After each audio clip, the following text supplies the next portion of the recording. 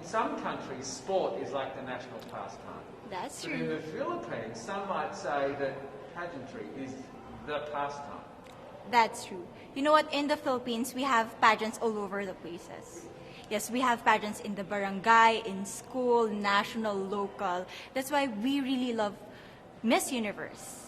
It's like it's giving pride and putting the Philippines back on the pedestal. That's why there's an added pressure as a candidate coming from a pageant-loving country. But it's a good pressure. I always look up to our former Miss Universe Philippines. They really did well in the competition. And now this is my time to show who I am, to offer what Rabiya can show to the rest of the universe.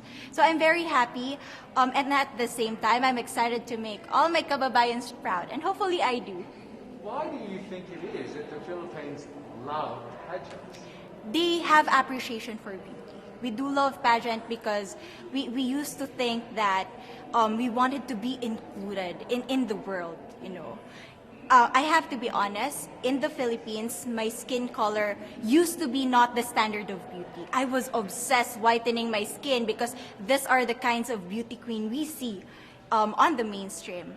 But things were different now. That's why I'm very proud to be a morena. In the Philippines, we call it morena. It's brown skin girl. And to be able to represent, my color, my identity as a true Filipina. Tell me about your journey to being crowned Miss Philippines. In a world that, in a country I should say, that loves pageants. That must have been a very intense process. Tell me about, your journey to being Miss Philippines.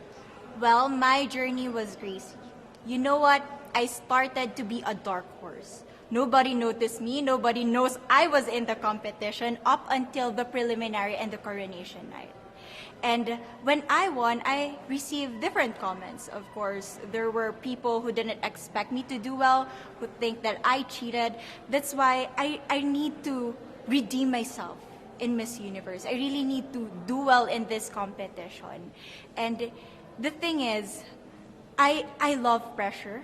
I love criticism. I get better every day with that.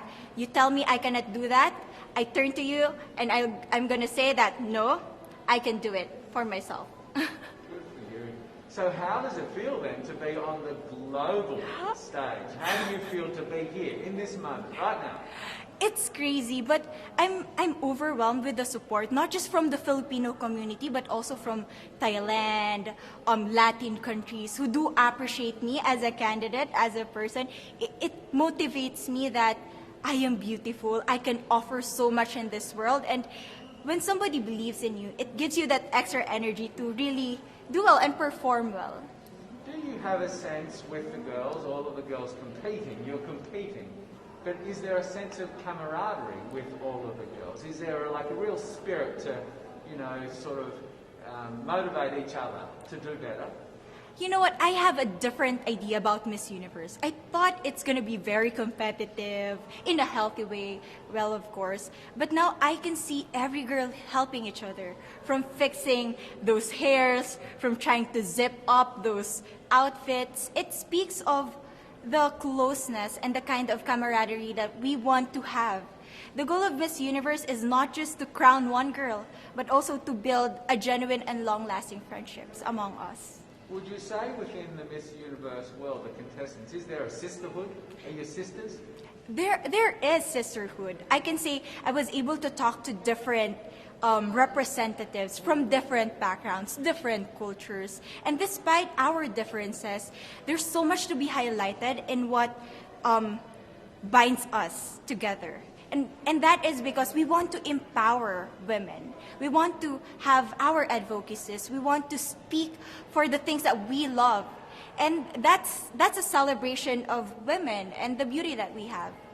So coming out of this week, obviously you would love to be crowned Miss Universe. Of course. And that would be wonderful, of course, for any of you. But what else will you take out of this week? What do you think you'll feel at the end of this week, regardless of the result? How will you be a different person? It's the growth and the development that I was able to have during preparing for this journey. I will be honest, there was a moment that I lost my identity.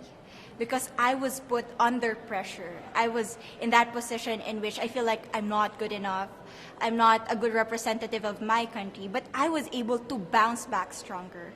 And if I was able to do that for Miss Universe, I will be able to do that in life. That is my greatest takeaway from Miss Universe. Okay, so the Philippines have a huge amount of fans. Yes.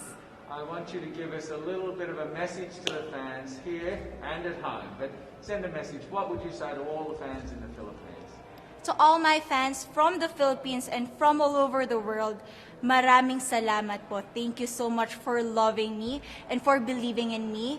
It means a lot to somebody who is so naive in this industry, who has no idea how to become a beauty queen on the first day of my journey. But because of your love and support, I was able to be the woman that I am today. And regardless of the result, I may or I may not win the crown, but one thing is for sure, I'm gonna make you all proud.